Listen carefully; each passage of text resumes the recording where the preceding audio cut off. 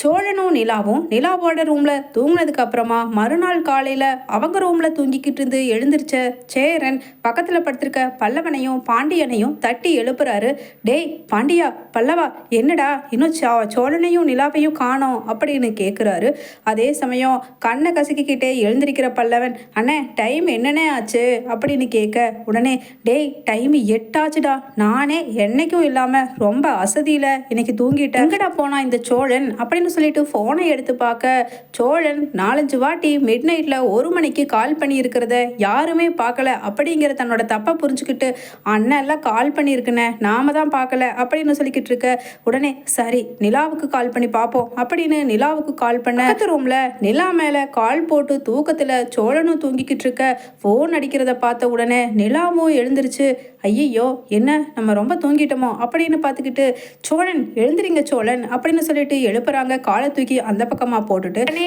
Attend பண்ணி பேசுகிறாங்க. அண்ணே நாங்கள் வந்துட்டோன்னே, நைட்டு ஒரு மணி ஆயிடுச்சுண்ணே, அதான் உங்களுக்கு கால் பண்ணல அப்படின்னு நிலாவும் சொல்ல, இல்லைப்பா நிலா, சோழன் கால் பண்ணியிருக்கான், நான் தான் எடுக்கல, இப்போ அவன் அங்கேயா இருக்கா, சரி வாங்கப்பா இங்கே ரூமுக்கு அப்படின்னு சேரனும் சொல்ல, இதோ வந்துட்டோனே அப்படின்னு சோழனும் கண்ணக்க கசக்கிட்டு எழுந்திரிச்சு உட்கார, உடனே சோழன் வாங்க அண்ணா தான் கூப்பிடுறாரு அப்படின்னு தாங்க 2 பேரும் சேர்ந்து கண்டுபிடிச்ச உயிலை எடுத்துட்டு சேரன், பாண்டியன், பல்லவன், நடேசன் இருக்க அந்த ரூமுக்கு போறாங்க 2 பேரும். கதவை தட்டி காலை எடுத்து உள்ள வைக்கிற நேரத்துல குறுக்க வந்து புகுந்துட்டு வானதி, பாண்டி நானும் வந்துட்டேன் அப்படின்னு சொல்லிட்டு நிலாவை ஒரு முறைச்சிட்டு தள்ளி விட்டுட்டு ரூம்குள்ள வாலண்டியராக புகுந்து போகிறாங்க. உடனே பாண்டியன் தலையில் அடிச்சுட்டு, உன்னை என்ன பண்ணுறதுனே எனக்கு தெரியல வானதி, ஏன் இப்படியெல்லாம் ஒரு அவசரம் கொடுக்க மாதிரி நடந்துக்கிற, எனக்கு அசிங்கமாக இருக்குது அப்படின்னு சொல்ல, உடனே வானதி தன்னோட 2 வாயையும் 2 காதுக்கும் போக அப்படியே பேச ஆரம்பிக்கிறாங்க. இருக்கும் பாண்டி இருக்கும், இதே உங்கள் அண்ணியை கண்டா நீ அப்படியே வாய் இழிச்சிட்டு பேசுவ, என்னை கண்டா உனக்கு மானக்கேடாக தானே இருக்கும் அப்படின்னு சொல்ல, உடனே சேரன் சொல்றாரு, அம்மா தாயே தயவு செஞ்சு கொஞ்சம் இப்போ உன் பேச்சை எடுக்காதம்மா அப்படின்னு சொல்ல, உடனே அப்படி வாங்க வலிக்கு அப்படின்னு சொல்ல, உடனே சேரன் நிலா கிட்ட பேச ஆரம்பிக்கிறாரு. என்னப்பா நிலா, 2 பேரும் நைட்டு எங்க போனீங்க அப்படின்னு கேட்குறாரு. நிலா புத்திசாலித்தனமா என்ன வலுக்கட்டாயமா இழுத்துட்டு போய் உயிலை எப்படியோ கண்டுபிடிச்சு எடுத்துட்டு வந்துருச்சுன அப்படின்னு தன்னோட சட்ட காலரை தூக்கி விட்டுட்டு தன்னோட ஆளை பார்த்துட்டு நிலாவை பார்த்துட்டு அப்படியே சந்தோஷமா சொல்றாரு. சோழன் அங்க இருக்கிற எல்லார்கிட்டையும் உடனே உள்ள வந்துட்டு, நடேசன் என்னடா சொல்ற,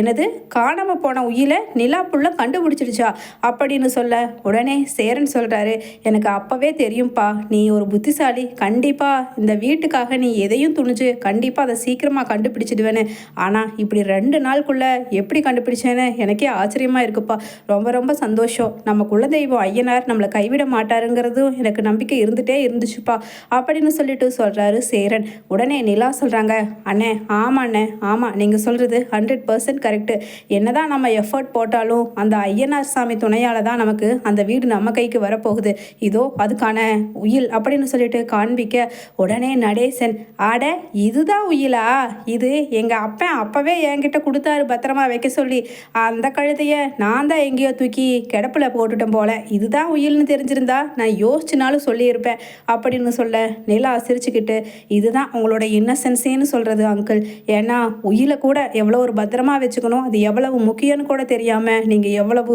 ஒரு சாதாரணமாக இருந்திருக்கீங்க, இனிமேல் அப்படியெல்லாம் இருக்கக்கூடாது எல்லாருமே அப்படின்னு சொல்லிட்டு நிலா சொல்ல, உடனே பல்லவன் சொல்கிறாரு, அண்ணி நீங்கள் என்னைக்கு எங்கள் வீட்டுக்கு வந்தீங்களோ அன்னைக்கே அந்த வீட்டுக்கு ரொம்ப அதிர்ஷ்டம் அண்ணி, அந்த வீடெல்லாம் அவ்வளோ சீக்கிரம் நம்மளை விட்டு போகாதுங்கிறது எனக்கு நம்பிக்கையாக இருந்துச்சு அண்ணி அப்படின்னு சொல்ல, உடனே வானதி வயிற்றுச்சல்ல, ஆமாம் இனி எல்லாரும் இவளை புகழ்ந்து தள்ளுங்க, என்னமோ பெரிய இவளாட்டம், இவ தான் உலகத்திலேயே பெரிய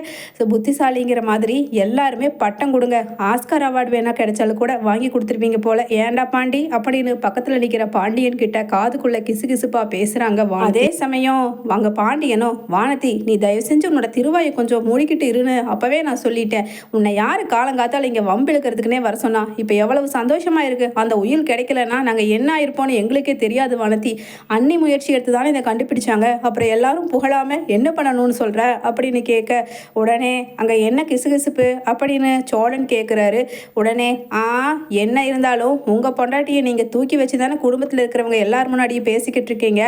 அதைத்தான் நானும் பாண்டியும் பேசிக்கிட்டு இருக்கோம் இருக்கோம் அப்படின்னு வானதி சொல்ல உடனே சோழன் உள்ள புகுந்துட்டு, என்ன உனக்கு என்ன எரியுதா? தேவையில்லாம என்கிட்ட வாங்கி கட்டிக்காத காலங்காத்தாலேயே. டேய் பாண்டி, இன்னொரு வார்த்தை ஏதாவது என்கிட்ட வாய் வச்சானா கண்டிப்பா பல்லார்னு அரைஞ்சு பல்ல தட்டி கையில கொடுத்துருவேன். ஆளுக்கு இவ்வளவுதாண்டா மரியாதை பாண்டி, சொல்லிட்டேன் அப்படின்னு சோழனும் சொல்ல உடனே நிலா சொல்றாங்க, சோழன் விடுங்க சோழன், பேசாதீங்க. அடுத்தது நம்ம இந்த உயிரை வச்சு என்ன காரியம் பண்ணணுமோ அதை பத்தி பேசுவோம் அப்படின்னு சொல்றாங்க. உடனே இனி என்னப்பா காரியம் செய்ய வேண்டியது இருக்கு? நம்ம நேரம் அங்க பெரியப்பா முன்னாடியும் அத்தை முன்னாடியும் போய் போலீஸை கூட்டிட்டு போய் எங்க கிட்ட தான் இருக்கு உயில், எங்களுக்கு சொந்தமானதுதான்னு சொல்லி அந்த வீட்டோட சீலை உடைச்சு நம்ம உள்ள போய் வழக்கம் போல குடியிருந்துக்கலாம் தானே அப்படின்னு சேரன்னு சொல்ல உடனே நிலா சொல்றாங்க, அண்ணே இப்பவும் இதுதான் அண்ணே நீங்க பண்றது தப்பு. இன்னைக்கு வேற சண்டேவா போச்சு, இல்லைனா நேராக ரெஜிஸ்ட்ரேஷன் ஆஃபீஸ் போய் இந்த உயிலுக்கான கன்ஃபர்மேஷனை ரெஜிஸ்ட்ரேஷன் பண்ணி முழுசாக வீட்டை அப்படியே நடேசன் அங்கிள் பேருக்கு மாற்றிட்டு அதுக்கப்புறம் நம்ம போய் அந்த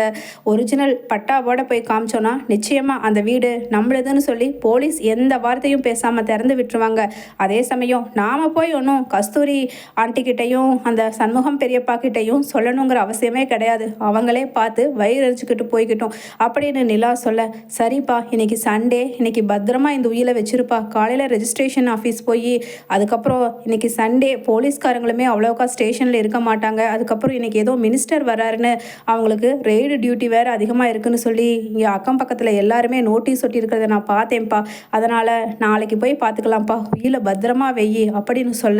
உடனே எல்லாரும் திரும்ப திரும்ப நிலாவை புகழ்ந்து தள்ளுறது பொறுத்துக்க முடியாமல் வானதி, இருக்கட்டும்டி இருக்கட்டும், என்ன திரும்பவும் இந்த வீட்டை மட்டும் மீட்டு நீ அந்த வீட்டுக்கு எல்லாரையும் கூட்டிகிட்டு போயிட்டேன்னா என்னமோ நடேசனுக்கே நீ தான் அந்த வீட்டை வாங்கி கொடுத்து அந்த ஆள் பேரில் எழுதி வச்ச மாதிரி எல்லாம் எல்லாருமே பில்டப் பண்ணுறாங்க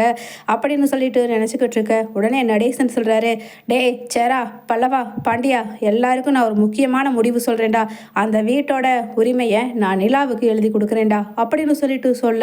அப்படியே வெடிச்சிருச்சு, வயிறே எரிஞ்சுக்கிட்டு இருந்தது வானதிக்கு. சேரன் சொல்கிறாரு, அப்பா நீங்கள் சொல்கிறது கரெக்டு தான்ப்பா, நிலாவுக்கு தான் அந்த வீடு சேர வேண்டியது, நிலா மட்டும் இந்த உயிரை தேடி எடுக்கலைன்னா நிச்சயமாக நம்ம அந்த வீட்டுக்கு போயிருக்கிற வாய்ப்பே கிடையாது அப்படின்னு சொல்ல உடனே நிலாவும், இல்லைங்க இல்லை, இந்த வீடு நியாயப்படி அங்கிளுக்கு அவங்க அப்பா உயிலாக எழுதி வச்சு கொடுத்தது, அவங்களுக்கு தான் சேரணும், எனக்கு வேண்டாம் அப்படின்னு சொல்ல உடனே அங்கே பாண்டியனோ, ஆஹா இல்லைங்க இல்லை, அந்த உயிலை கண்டுபிடிக்கிறதுக்கு நீங்கள் இல்லைன்னா நிச்சயமாக எங்களாலெல்லாம் முடிஞ்சிருக்காது அப்படின்னு சொல்ல உடனே வானதி சொல்கிறாங்க, ஆமாம் அந்த வீட்டுக்குள்ளே இருக்கிற ட்ரங்க் பொட்டிக்குள்ளே போய் எடுத்துகிட்டு வந்திருக்காங்க, என்னமோ பெரிய தீவில் போய் கண்டுபிடிச்சு எடுத்துகிட்டு வந்த மாதிரி ரொம்ப தான் தூக்கி வச்சுட்டு பேசுகிறீங்க, அதே வீட்டில் தானே இருந்துச்சு, அதை தேடி கண்டுபிடிக்கிறது என்ன அவ்வளவு பெரிய விஷயமா, அதுக்கு வேண்டி அவ்வளவு பெரிய வீட்டை இவங்க பேருக்கு எழுதுறதெல்லாம் ரொம்ப ரொம்ப ஓவர் பாண்டி, அதுக்கப்புறம் உன்னை யார் கட்டிக்குவாங்க பல்லவா அப்படின்னு கேட்குறாங்க. உடனே பல்லவன் சொல்கிறாரு, அதை பற்றியெல்லாம் எனக்கு கவலை இல்லைங்க, அன்னி பேருக்கு தான் வீடு எழுத போகிறோம்,